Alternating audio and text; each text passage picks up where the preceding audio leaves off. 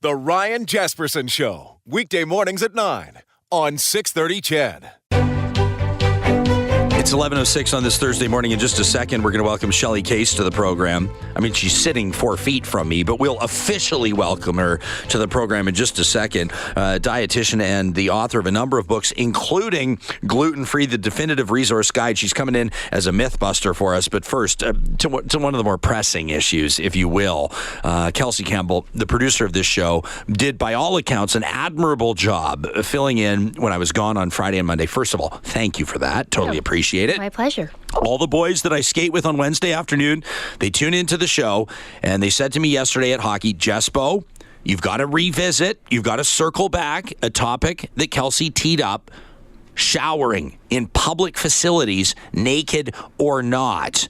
And they said that the common sense perspective was woefully underrepresented. They said way too many people were chiming in saying they wear bathing suits, swimsuits, while they shower at public gyms. They said it was blowing our minds what we were hearing. Yeah, to be clear, how this started was I swim regularly at the Y, and there was one particular experience where I came around the corner to do my rinse off before my swim, and there was a bunch of people who were not only nude, but I deemed them all to be doing very inappropriate things while showering nude. Such as? Like talking to people, like strangers, and like patting them on the back, and I'm like, you're naked, I don't know where to look, I don't want to talk to you.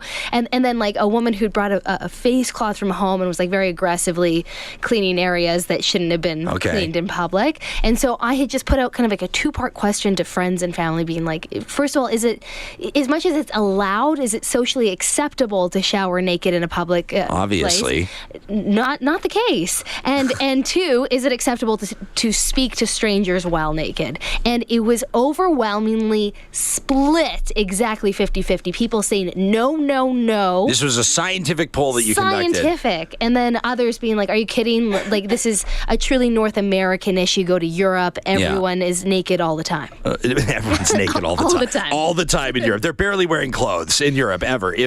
We were having this conversation after hockey yesterday while showering naked. No one wears a swimsuit in the shower after hockey. Well, hockey's a different scenario, and this is why I had a male perspective on the show, because I think it's different, especially men growing up with the hockey culture. You and I had this conversation off the air, and you said, well, don't you shout? Like, I play a lot of sports. I can't say after one of my female volleyball tournaments that we ever got together in the change room and started showering naked together. Well, it's not, you make it sound like a tickle fight. That's not the point. The point is to get clean, to have a shower after exercise, to wash off the sweat, and get ready to go for patio beers afterward. But you're telling me your entire volleyball team brings like a swimsuit to showering after the fact? We wouldn't even shower there. We'd hop on the bus and shower back at the hotel. Oh, see, that's even more disgusting. You all get into a confined bus that probably has not been idling running air conditioning, and you're all going to get in, despite the fact that there are perfectly fine showers in the change room, and you're not going to shower because you don't want to see each other naked. All with the same body parts. You know, again, I think it's probably, this is all so crazy, and I kept recognizing that it's so crazy to talk about this, but I thought it was important to figure out who is right and who is wrong in this case, because, yeah, I'm very private about my body. Apparently. And I would never, in my wildest dreams, walk around a change room casually talking, and I remember seeing the door flip open. I was watching an old boyfriend's hockey game, and I was waiting for him outside. The door flipped open. They're all standing there naked. Well, yeah, you can't be waiting right outside the door. Everybody knows that. Life. And then, that's just something that would never happen in a women's change room. Sean in Lloydminster says, shower naked, but keep your eyes on your own work, which is fair. This is a totally inappropriate way to introduce our guest. Totally inappropriate. However, she's got a huge smile on her face and she's nodding her head. Shelley Case, you're not here to talk about this at all. No. We didn't set this up on purpose. But do you have an opinion on what you're hearing here? Not just an opinion. Let's put you on the spot. Do you shower naked? Okay, come on. You can ask her. I decline that comment. You can decline to answer that however you like. Do you have a bigger societal observation about whether or not people should be wearing swimsuits in public showers at recreational facilities? No, because My passion is all about celiac disease and the gluten-free diet. I don't blame you. I don't blame you. We're putting you on the spot. It's totally inappropriate. But people here are saying, we need to have a bigger debate here. We might have to revisit this in days to come. But I have to say here that Jeff says, by the way, Kelsey did an excellent job. So thank you for that. I totally appreciate it.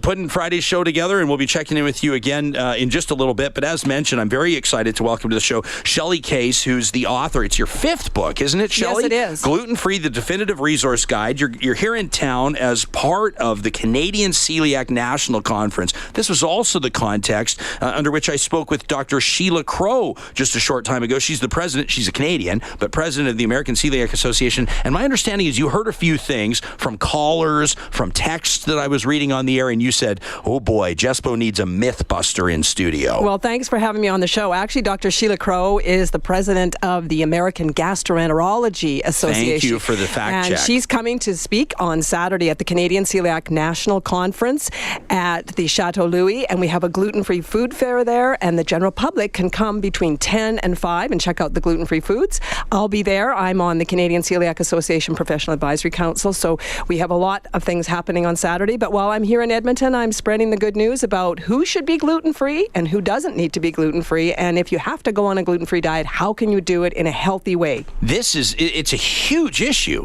with relevance to a lot of people's lives. There are the people that, hey, you don't have to ask me, or I don't have to prove to you whether or not I have celiac disease. Some people will describe it as the most gut-wrenching, most painful experience they've ever had. And others are making gluten-free decisions based on the perception, anyway, that it's a healthy lifestyle choice. So I guess we need to start there, don't we, by discerning the differences? Absolutely, because a lot of celebrities and personal trainers and other so-called experts are telling everyone to go gluten-free because it'll cure everything that ails you.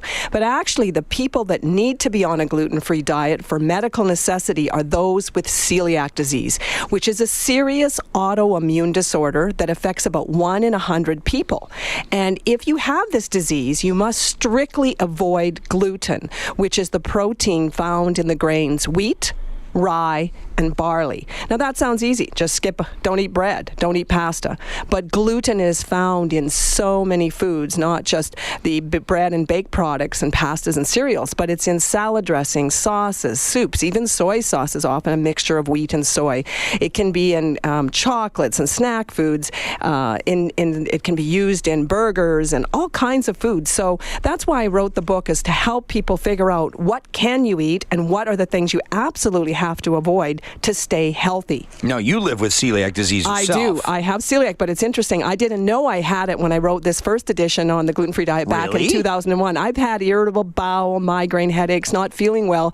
And then I was sharing a room with one of my roommates that had celiac, and we got talking about how she got going. And I said, maybe I should go get checked for celiac because I have all these symptoms.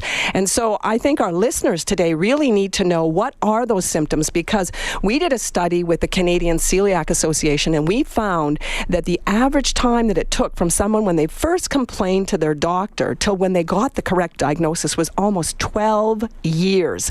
And so people need to know what are those symptoms, and maybe I should be asking my doctor to get me checked for celiac disease. Well, Shelley, one of the elements of your appearance today on the show, we want to be an opportunity for listeners to call in and just directly ask you questions. So throughout this conversation, we're going to get to the phone lines. I want to invite you, CHED Nation, right now to call in as soon as right this minute, 780-496-0063, and we'll weave questions from my list and questions from the text line as well as live telephone calls, 780-496-0063. Shelley, let's talk about some of the symptoms. I mean, I'm somewhat gobsmacked to hear that you yourself, with your background, your education, your expertise, didn't even know that you were, do I say you were celiac or you have celiac? One of the things that we talk to people is that they have, sometimes the symptoms are kind of subtle and they overlap with so many other things. And so I was just thinking it was irritable bowel, and I had some headaches and some hives and some other things. But the symptoms can be in two camps. The first one are the gastrointestinal symptoms. So abdominal pain, bloating, gas, nausea, heartburn, diarrhea, but some people have constipation, or they alternate between diarrhea and constipation, which is why they often are misdiagnosed with irritable bowel syndrome. So those are the gut symptoms. But it's interesting that a lot of people, in spite of gluten damaging the absorptive surface of your small intestinal tract, they can have other symptoms because this is an autoimmune disease. In other words, think about it as if you had the wrong computer chip in the brain. And so what happens is when the person eats gluten, the body thinks, shoot, that's the enemy, so go after, and you get collateral damage all over the body. So you can get other symptoms. For example, chronic fatigue because you become anemic. Because when the absorptive surfaces of your small intestinal tract are damaged, they're called villi, and when these are damaged by the gluten, even though you're eating all these wonderful foods with nutrients, you're not absorbing your iron, your calcium, and vitamin D. So you can become anemic. You can break bones easily, develop early osteoporosis, bone and joint pain, migraine headaches, canker sores, a skin rash called dermatitis herpetiformis. You can develop a brain fog, mood swings, a neuropathy, which is a numbness and burning and tingling in the extremities of your hands and feet. So all kinds of things. Even it can lead to infertility. So gluten can cause lots of problems for people if they have celiac disease and don't get off of gluten and follow a strict gluten-free diet for life.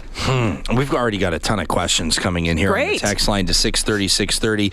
A listener here says, for starters, I don't know if you are in tune with like products, yes. So you may not, but a listener wants to know if you know this is Michael, a gluten-free bread maker machine. I guess Michael says for people on fixed income in rural areas, it can be too costly to buy store-bought. Right. There are a number of gluten-free bread machines on the market. They are all quite a little bit different, so you need to just follow the instructions specifically for that. And because the way you make gluten-free bread is a little different, because gluten is that protein that causes the dough to become that nice elastic and sticky, and it allows the air bubbles to be trapped in there so that it allows it to rise. Well, when you don't have that in wheat, when you don't have the wheat, rye, and barley, and you have to use alternative grains like sorghum, gluten-free oats, quinoa, rice, etc., they don't have the gluten there, so they don't act the same way. So that's why a lot of recipes will use a combination of gluten-free flours and other ingredients, or some of them, there's some excellent gluten-free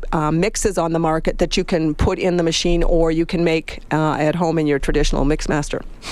This is, a lot of people are curious to know, I think, more about the diagnosis process. And a listener in Oyen wants to know how you yourself got tested. Is there one definitive test? Great question.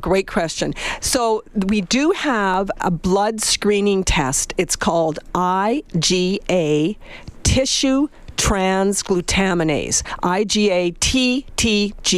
Now, when you go to see your family doctor, they can order this celiac blood test, and they will look to see if you have the antibody to gluten, this tissue transglutaminase substance. And if that's elevated, then the way we make a definitive diagnosis is then we send you for a small intestinal biopsy. Now, it's much better than a colonoscopy. The intestinal biopsy, you fast for 12 hours, they spray a little freezing in the back of your throat, they stick a long tube into your stomach, through your throat, into your stomach, into the first part of the small intestine. They've got a little camera on the end there. They're looking around, and then they snip biopsy samples. They take that back up, and then they look under the lab, under the microscope, to see if those villi are damaged from the gluten. So that's the definitive way to make that diagnosis. So the blood test is helpful, but in about 10% of the cases, it can be falsely negative. So if you get a negative TTG, that doesn't necessarily rule you out for celiac, especially if you have all these symptoms, and you may have a family member that has celiac disease, because it runs in families, 10 to 15% of first-degree relatives. So that would be your mother or father, sister, brother, your siblings. So we really urge people, if they've been diagnosed with celiac, the other family members be screened for celiac. Howie's listening in from Red Deer, wants me to ask you about Gilbert's syndrome being misdiagnosed as celiac disease. Is that a thing? Well, you know what? Just about anything can be misdiagnosed as celiac, because when you think about it,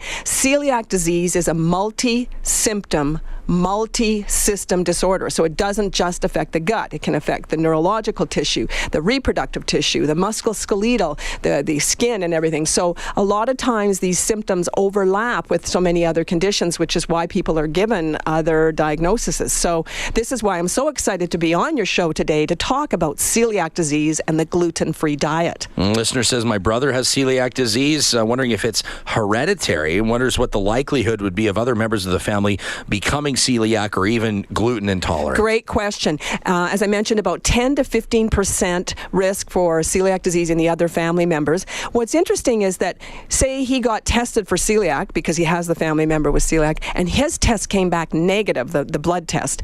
That doesn't necessarily mean that he won't develop celiac disease later in life. In other words, you have to have the genes for celiac disease. It's called HLA-DQ2 and DQ8. So you first have to have the genes. But even if you have the genes, not everybody develops celiac. I mean, you have to be eating gluten and have the genes, but we don't know what that third factor is that's turning the autoimmune switch on. So that's why we say maybe negative now, but if you get, for example, we know during puberty, pregnancy, surgery, some type of stress, you can develop celiac disease at any age. So negative now, you could develop celiac later on. So that's why family members should be aware of those symptoms and just put that on their radar screen. You can see we're getting questions just across the gamut. It's morning. great. People asking about oats. People want to know about beer and wine and liquor. Oh, we can do all We're those. going to get to all of this with Shelley Case. She's a dietitian, a nutritional expert specifically on celiac disease and the gluten-free diet. She's in town for the Canadian Celiac National Conference. She's the author of Gluten-Free, the Definitive Resource Guide, and we'll put more of your questions as texted into 630 or via the telephone, 780-496-0063 right after these.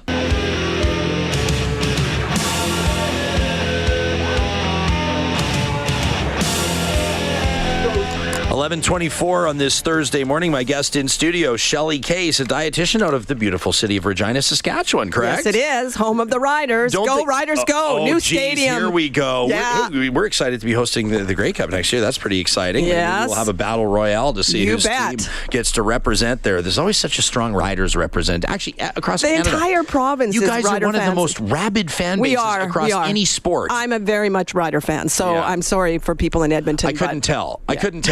Your voice raised 40 decibels when you started talking about your favorite football team. I love it. I love the passion, and you're equally as passionate. It's easy to see about your area of professional expertise as a dietitian, the author of Gluten-Free, the Definitive Resource Guide. If you're just tuning in, Shelley's in town for the Canadian Celiac National Conference.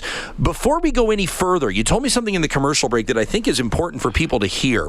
You told us about this IgA TTG test that people can request from their doctor if they're curious, if they suspect that they might have celiac disease. You said, but you better be careful with your diet before the test. Absolutely. One of the things about that, these celiac serology blood tests that we do and the biopsy, the small intestinal biopsy, is that it depends that you have to have gluten in your system when those tests are done.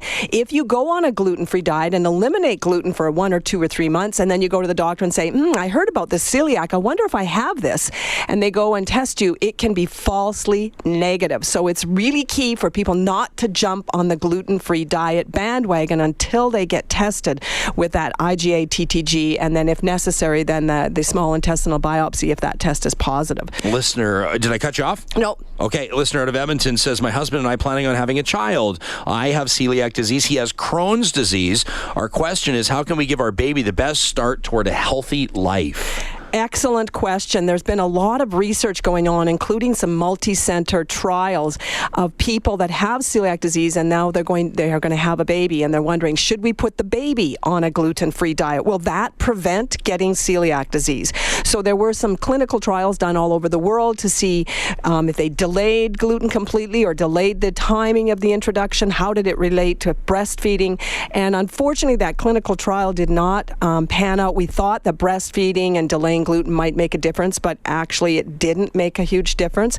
What they found is that if you have those genes for celiac disease, then that was the greatest risk factor, and that's something you can't change your genes. But they're doing a lot of research right now looking at what they call the microbiome. That is the bacterial composition of your gut. We all have bacteria in our bodies, some a little bad, but mostly good. And so there's a lot of research looking to see, is that change in the bacterial composition of the gut playing a role in developing celiac disease and other autoimmune diseases?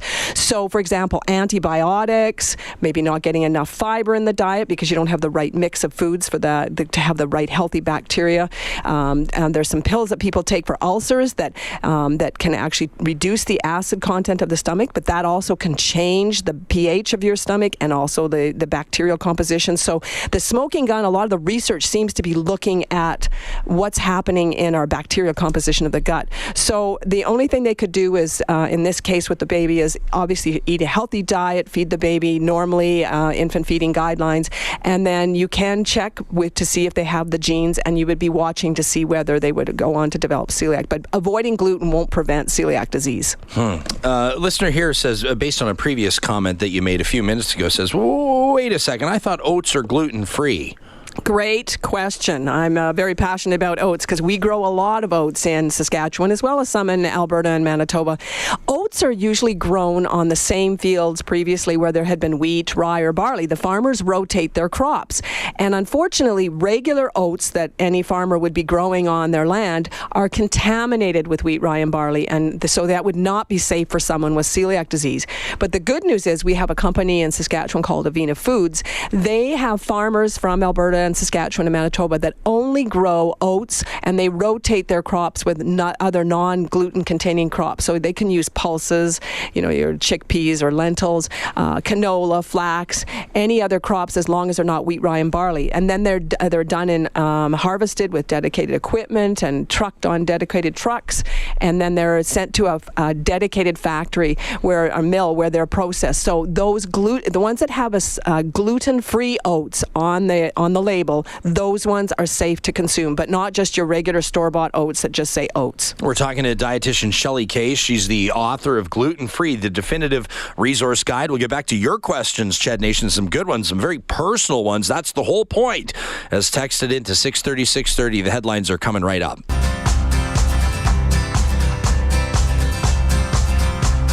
We're talking about celiac disease and gluten sensitivities and a gluten-free diet. We're going to get into a whole bunch of different angles because the variety of questions we're receiving on our text line, just fabulous, fascinating for that matter. Shelley Case is our guest here in studio, a dietitian, author of Gluten Free, the definitive resource guide, and one who lives with celiac disease herself. I'm reading your bio. You received the Queen Elizabeth Golden Jubilee Medal. Yes, I did. Why are you not wearing it right now? I would wear that thing everywhere I went.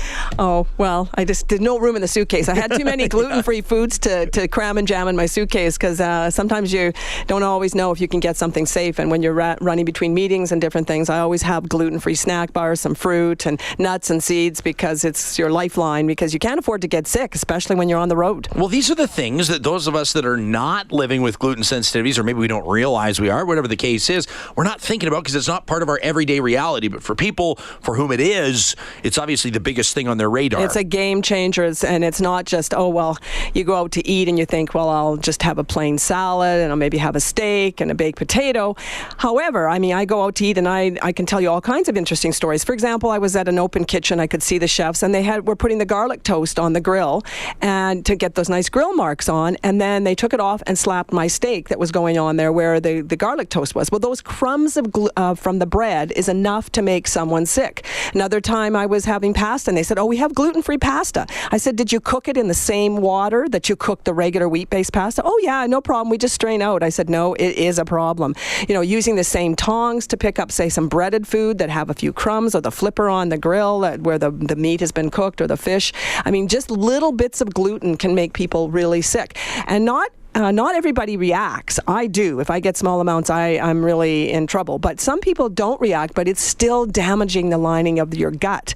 And I think you were saying one of the callers was interested to know. Yeah, about, this was an interesting question. What was that one about the healing? Well, it was they were curious to know if this was Sean again in Lloydminster. Sure, appreciate him tuning in. Wonders if diet change could restore the villi and its function. Absolutely, and that's why the only treatment for celiac disease is a strict gluten-free diet for life. So you have to get all the gluten out of your diet and follow it strictly. So that's why this whole business of cross-contamination. So, for example, say you're sharing a same kitchen with someone and you put your gluten-free bread in the toaster and someone puts their bread in that had been in that same toaster. There's cross-contamination there. The double dipping, say someone butters their bread or takes the peanut butter and puts it back and forth onto their bread. You come along and use the mayo or the peanut butter or the butter. Those little crumbs go onto your gluten-free bread. That's enough to make you sick.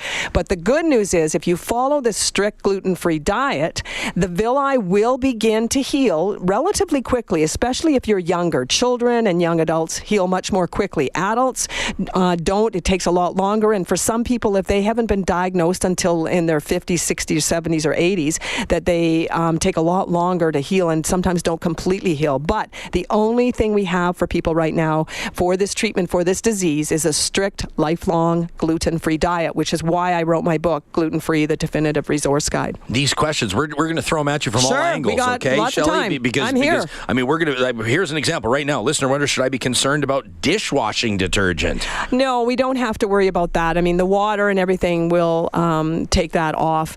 And I know sometimes people are worried about, hairspray and mascara and hand lotions and shampoos and stuff. You have to ingest the gluten. You have to ingest the product, and it has to get into the small intestinal tract. So we really don't worry about topicals. We were concerned maybe about lipstick and lip balms and things like that could have a little gluten in it.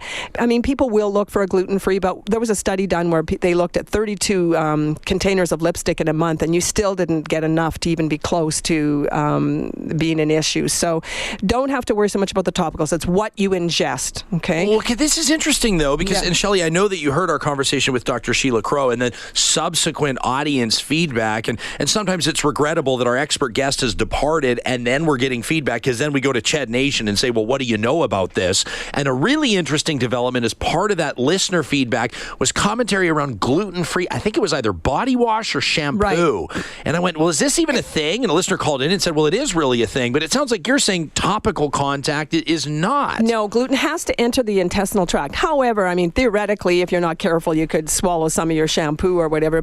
And some people can have You'd skin. have to be really not careful. Yeah. And some people could be very sensitive to the other things that are in cosmetics and topicals. So it's not so much the gluten, it could be something else that they're reacting to. Now, this is a great question out of Camrose. Listener says, okay, so all this talk about restaurants, etc., what about this extra care and the precautions that are required to deliver a fully gluten-free dining experience? Is that just the cost of doing business that a restaurateur's got to absorb, or is it seen even as a discriminatory thing if companies directly pass the cost on to customers that are requiring specific things when it comes to gluten-free? I mean, there's kind of an interesting angle here, too. You talk to chefs, and a lot of chefs will say, if someone specifically has celiac disease, we want to know about it. We'll accommodate them as best we can. If somebody's just eating gluten-free as part of a trend, I'm going to be a little bit more hesitant to turn everything upside down to accommodate their request. It's a double-edged sword. It's the good news. More people are aware of celiac disease and aware of the gluten-free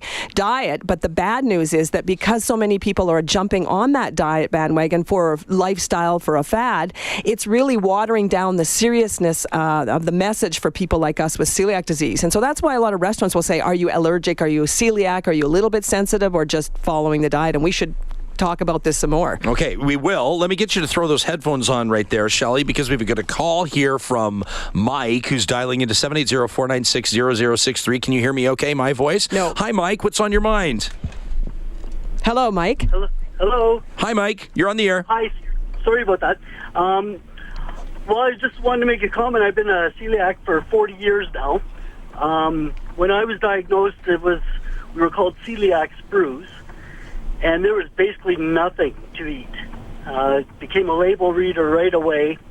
And one of the things that I learned here in the past, more or less 15 years is it's hereditary as well.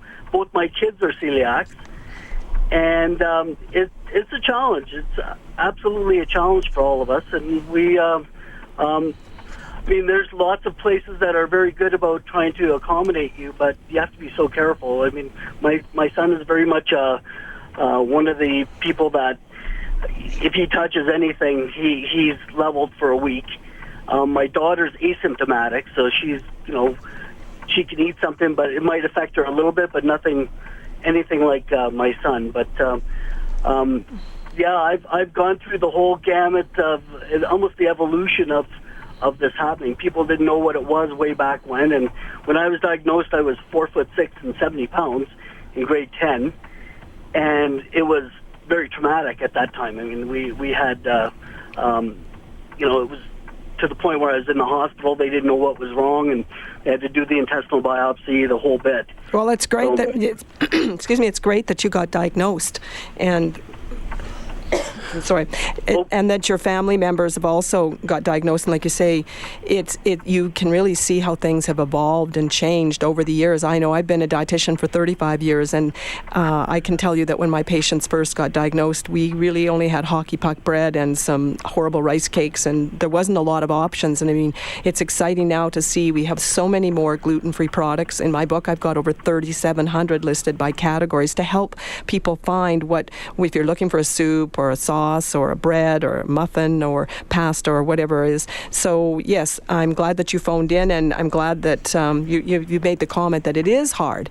We won't sugarcoat this. You have to be on guard 24/7 or else you're flat out. I was eating out at a dinner a couple weeks ago, assured me it was gluten-free. I asked a million questions, went to the kitchen. There still was a mistake somewhere, and I was running to the bathroom the next day. So it does affect your quality of life. But the good news is it's getting better. There's lots of resources, and that's why I tell people with celiac disease to work with a registered dietitian, get a copy of my book, and learn how to do the gluten-free diet safely and in a healthy way. So Mike, thanks for the call. You're welcome. Appreciate it. Thanks for listening to the show. Let's get into that when we come back. Shelley, some specifics on an effectively gluten-free diet. Gosh, that must be frustrating. You feel like in a restaurant, you've almost got you're a pain in the butt because you have to be. You do. You have to be. And then at the same time, there's a tiny little breakdown. Like you said, the crumbs left from the garlic bread on the grill get onto your steak. Next thing you know, your life impacted for the next 4, 5, 6 days. Yeah, it really does. And I mean, a good one was they served me sorbet, and then in the center of the sorbet, they thought, okay, good, we've served her a dessert, but they stuck a cookie in the center of the sorbet. So they sent it back, and I could see the chef, and he just pulled the cookie out, and they sent back the same sorbet. And I said, no, not safe. Not how it works. Yeah, but I was lucky to see that. More of your questions in front of Shelley Case, a dietitian and author of Gluten Free, the definitive resource guide. If you want to call in like Mike did, 780-496-0063. Shelley Case is the dietitian, author of Gluten Free, the definitive resource guide, and we've got a ton of callers right now, Shelley, so we're going to get right to the phones, and I love this. Dan dialed in to 780-496-0063. Let me remember the phone number that I say 100 times a day. Dan, you're a chef. Dan, you there? How you doing there, Ryan? Doing well, buddy. What's your question for Shelley? No, I just wanted to more so just add to the conversation of you guys kind of nailed it right on the head when you said that I find that like as a chef, you find a lot of people that are coming into the restaurant and they have gluten intolerances or that are celiac, right? But then there's a lot of people that are adopting this gluten-free diet, and it kind of waters down the urgency of the people who are actually celiac, and it's kind of unfortunate. But obviously, as a chef, we do everything we can to kind of accommodate, right? You know. That's awesome, Dan. I'm thrilled. Anytime we get chefs, I was actually speaking to the local Regina Chef chapter on Monday night, and They wanted to know how they could do it better. And I feel badly for the chefs when someone puts you through all these hoops. You sanitize the grill, and you use clean gloves and clean tongs, etc. And then the next thing you know, the waitress comes back and says, and then we're sending out chocolate cake to them. And you go, really? Yeah. And that's what it does to, then they don't take it as serious. But I'm glad that you are excited and interested in anytime anytime we have chefs that want to learn more about gluten-free and how to do it in a food service situation, it's totally different than a home kitchen. There's many similar principles, but you have to be sourcing different ingredients and worrying. And I know on a busy Saturday night in a kitchen that's slammed, I always tell I try to tell people to dine early because the kitchen is really clean at that point. They can have a little more time to be attentive, but 8 o'clock on Saturday night is a little crazy sometimes. Yeah, I think that's obviously the difference between a good, like, not to knock on anybody that you've had any bad experiences in the past or anything like that, but I think that's kind of the difference between a good chef and a great chef, you know? And I'm glad we have a great chef on the line. Dan, where do you work? I work at the Renaissance Edmonton International Airport. Right on. All right, I'll eat there on my way home. Well, there you have it, Dan. You just recruited a new customer. I appreciate you listening to the show. Thanks very much. Chris, what's prompted your call? Hey, guys, how you doing this morning? Doing well, you? Good. I've got a son that's gluten intolerant big time, and we're having problems trying to, get a diet for him to help out. 2 questions. Where can I pick up the book? Okay, it's available in Chapters Indigo stores and online from Chapters Indigo, and my website, Shelley Case, SHELLEYCASE, ShelleyCase.com. You can get more information as well about celiac disease and the gluten-free diet on my website, and then you can pick the book up. But if you're in Edmonton or any of the stores any Chapter stores locally. Perfect. What's your question, okay. Chris? And the second one is, obviously there's got to be some type of enzyme that's not doing its job. Do you follow up on that at all or try to see what the cause is rather than just trying to maintain a lifestyle? Well, we know that the cause is that you first have to have the genes for celiac disease, HLA-DQ2 or DQ8. That's the first step. 2, you have to be eating gluten. But the third one is where all the research is going right now, is trying to figure out what is that smoking gun? What's tripping this autoimmune disease to turn on? And the area they're looking at is, as I mentioned earlier, you might not have heard it, was looking at the bacterial composition of the gut and what things might be changing that to make it more leaky and making it sensitive to gluten or other proteins. So we're working on more research, but there are no enzymes right now you can't take these digestive over-the-counter enzymes that claim to cut the gluten or break the gluten down. It's not like Lactaid, where you can digest your lactose. Gluten cannot be digested with those enzymes or supplements. So the only treatment is the gluten-free diet. So thanks so much for your call. Thanks, Chris. Hey, appreciate that, guys. Appreciate it. Yeah, you referenced Lactaid. Interesting. Mark Bohr's listening. He listens in from Salt Lake City every day. Isn't this the best? And Mark says, boy, do I feel for the celiac community. He says, I'm lactose intolerant, and similar to gluten, dairy is pretty much ubiquitous in food these days. Yes, dairy is in a lot of things. But like I say, the good news is for people with lactose, they can actually tolerate even small amounts or take the supplements to break the lactose down. You can't do that with gluten. Strictly gluten-free diet. Okay, more with Shelley Case. Your questions will go rapid fire on our return from this break. All right, we've just got 2 minutes left, so we got to go rapid fire with dietitian Shelley Case, author of Gluten Free, the Definitive Resource Guide. A bunch of questions about booze, everything from beer to wine to liquor. Let me just ask you, generally speaking, what do people need to know? All right, all alcohols, your distilled alcohols, liqueurs, wine, they're gluten-free. Even if you had alcohol that started with a grain like rye whiskey, the distillation process removes the gluten. However, beer is a different story. It's made with barley, a gluten-containing grain, but it's only fermented. It's not distilled, so the protein is still in the beer. Any beer, ale, or lager made with wheat, rye, or barley has to be avoided. But they do have gluten-free beers made I've with seen a other whole grains. section of it at but you got to be careful. Some gluten-free beers still have this barley in it, and they make a claim. So cannot have any wheat, rye, or barley, but it can be made with other grains. Listener says we should be asking why this is affecting more people than ever before. What happened? Well, we know, as I said, you have to have the genes for celiac disease. You have to be eating gluten, but what's the third factor to turn this autoimmune disease on? And that's where all the research is looking at right now. And if they go to my Twitter handle, Shelley Case, SHELLEYCASE, I just posted yesterday a great article calling The Rise in Celiac Disease Spurs Research. So I think everybody should read that article. It's excellent and it'll answer a lot more questions than we have time today. I'm going to mispronounce this, I guarantee it, but Jennifer says I have dermatitis herpetiformis. Awesome, you pronounced it right. Okay, yes. She says my skin blisters on the elbows and knees. Can someone have this condition without about having celiac disease? Excellent question. The DH, dermatitis herpetiformis, is actually the skin presentation of celiac disease. It just shows up more in the skin because not everybody with celiac disease has the DH. So she guaranteed has celiac disease. She has celiac, and even though she might not have any gut symptoms, there's still damage in her gut, and the only treatment for this is a strict gluten-free diet for life to stop the blistery rash and heal her gut. All right, Shelley Case is going to be taking part in the Canadian Celiac National Conference this Saturday, 10 to 5 at the Chateau Louis. You can learn more online. You can follow her on Twitter at Shelley Case, and you can pick up her book, Gluten Free, The Definitive Resource Guide. Shelley, thanks for hanging out. Thank you so much for giving me this time today to share about gluten-free and celiac disease. I respect the heck out of someone that's got the passion you do. I love it, and I think we all learned something Well, I'll come back on the show another time. And Sounds good. Sounds like we got lots more questions. Doors wide open. Thank we got you. to about 15% of the questions. Yeah. Thank you, CHED Nation, for chiming in. We're back at it tomorrow morning. Stauffer's up next in between the headlines. The Ryan Jespersen Show, weekday mornings at 9 on 630 CHED.